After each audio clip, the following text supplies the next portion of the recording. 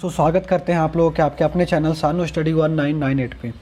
चलिए दोस्तों, आज हम बात करने वाले हैं एपकेट रिजल्ट के बारे में। आप सभी को पता है कि जो एपकेट का हमारा एग्ज़ाम है वो आपका 26 से 28 अगस्त के बीच में आप लोगों का एग्ज़ाम हुआ था दोस्तों।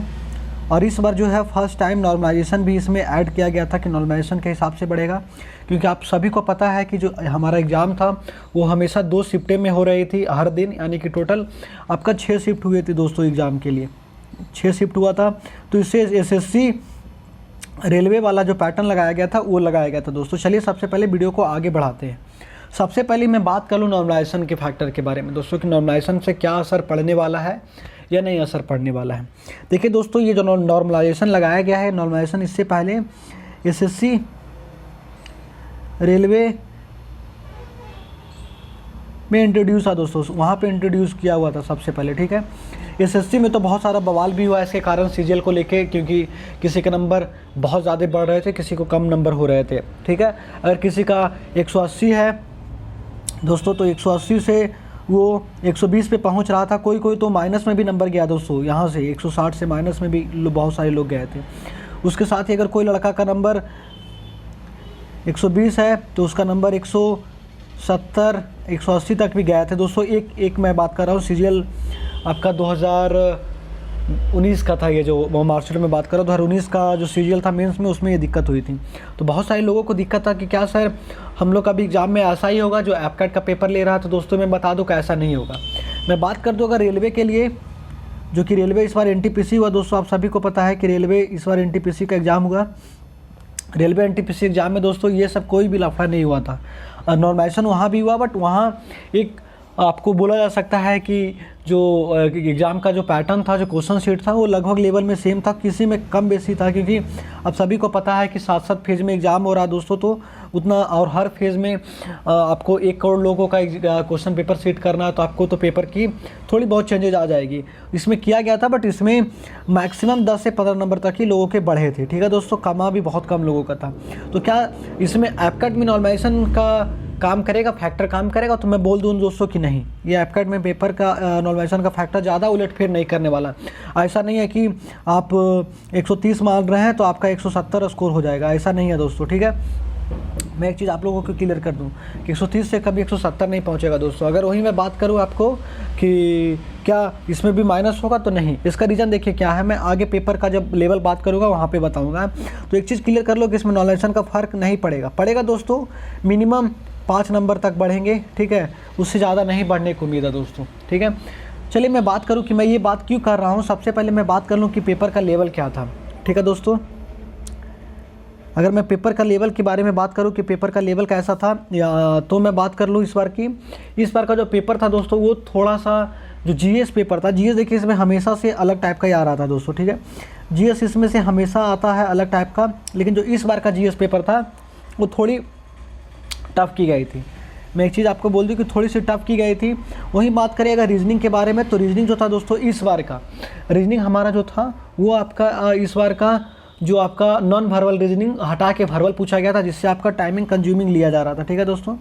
टाइमिंग कंज्यूमिंग लिया जा रहा था। मैथ की बात करें, ठीक है, तो मैथ की अगर मैं बात कर लूँ तो मैथ जो था आपका, अगर 1 2 3 क्वेश्चन छोड़ दे दोस्तों तो ये ईजी लेवल का था मैथ, ठीक है। हमेशा ईजी आता है, बट ये इजी लेवल का था अगर 1-2 क्वेश्चन छोड़ दिया जाए तो, ठीक है दोस्तों। फिर मैं बात कर लूँ अगर आपको कि और आगे जो है कि क्या पेपर लेवल और इंग्लिश की मैं बात कर लूँ दोस्तों। अगर इंग्लिश की मैं बात करूँ कि अगर आपका इंग्लिश में क्या दिक्कत हुआ था, तो अगर मैं इंग्लिश की बात कर लूँ, अगर मैं इंग्लिश की बात करूँ आपका, तो इंग्लिश जैसा एपकेट में आ रहा था वैसा ही आया था दोस्तों, कोई ज़्यादा चेंजेस वगैरह नहीं थी, ठीक है। ओवरऑल पेपर माना जाए तो जैसा पुराना पैटर्न था, ओल्ड पैटर्न जो था, पैटर्न थोड़ी सी चेंजेज हुई थी, बट जो क्वेश्चन का जैसा लेवल रहता है एपकेट का, सेम क्वेश्चन का लेवल रहा था दोस्तों, ठीक है। लेवल जो था क्वेश्चन का वो सेम ही रहा था, कोई ज़्यादा इधर उधर नहीं हुआ था दोस्तों। ये चीज़ मैं आप लोगों को क्लियर कर दूं, ठीक है। पैटर्न का जो लेवल रहा था। अगर मैं बात करूं रीजनिंग का यहाँ पे, तो रीजनिंग 25 में से जो लोग सीरियस तैयारी करने वाले थे वो 22 तक आराम से सॉल्व कर लेते। वहीं मैथ की बात करें तो मैथ में जो 20 क्वेश्चन पूछा गया था उसमें से 16 ईजिली कर लेते दोस्तों, जो लोग प्रिपरेशन कर रहे थे। जो नहीं कर रहे थे उनकी कहानी क्या बात है, ठीक है दोस्तों। वहीं बात करें अगर जीएस के बारे में, तो 10 से 12 क्वेश्चन हो जा रहा था दोस्तों, जो लोग तैयारी कर रहे थे, ठीक है, थोड़ी लेंदी आ रही थी। वहीं इंग्लिश की बात करें, ठीक है दोस्तों, अगर मैं इंग्लिश की बात कर लूँ कि इंग्लिश में क्या दिक्कत हो रही थी,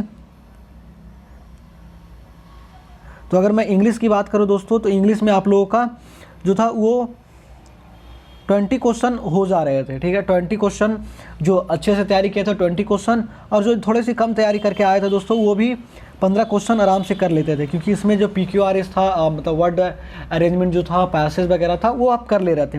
जो दिक्कत हो रही थी एंटोसाइनो में दिक्कत होती थी, ठीक है। ईरर भी कुछ में तो ईरर बहुत आसान पूछा गया था। चलिए मैं बात करूँगा प्रीवियस ईयर कटअप के बारे में दोस्तों। जो प्रीवियस ईयर कटअप था, जो CDS 1 का आपका जो कटअप था, CDS 1 2022 का, ठीक, सॉरी CDS का मैं बात कर रहा हूँ, एपकैट का मैं बात कर लूँ यहाँ पे, सॉरी, अभी एपकैट का भी CDS का भी एग्ज़ाम खत्म हुआ इसलिए दिमाग में चल रहा है दोस्तों। एपकैट 1 का बात कर लूँ इसमें, तो आपका जो कटअप मार्क्स है वो 157 गया हुआ है दोस्तों, ठीक है। उसके बाद EQT की बात करें तो उसमें 18 कटअप गया हुआ था। चलिए मैं बात करूँ कि इस बार का कटअप क्या होने वाला है, कि आपका जो कटअप है वो कितनी रहेगी इस बार का कटअप, अगर नॉर्मलाइजेशन वगैरह को साइड में रख के बात करें दोस्तों। इस बार का जो कटअप है, अगर मैं बात करूँ एपकैट को लेके, कि एपकैट को लेके जो इस बार का कटअप है वो कितनी रहने वाली है, तो मैं एक चीज़ आप लोगों को क्लियर कर दूँ, जो एपकैट इस बार का जो कटअप है वो आपका 150 से लेके 160 के बीच में रहेगा, सॉरी 155 से लेके 160 के बीच में रहेगा दोस्तों।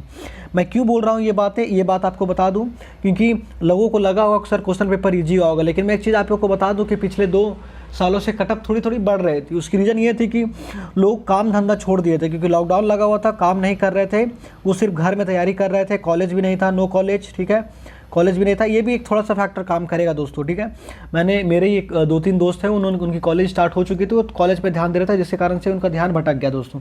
बट ऐसा भी नहीं है कि ध्यान भटक गया तो आपका जो कटअप है वो 120 चला जाएगा, ठीक है, उतना भी पेपर का लेवल नहीं था।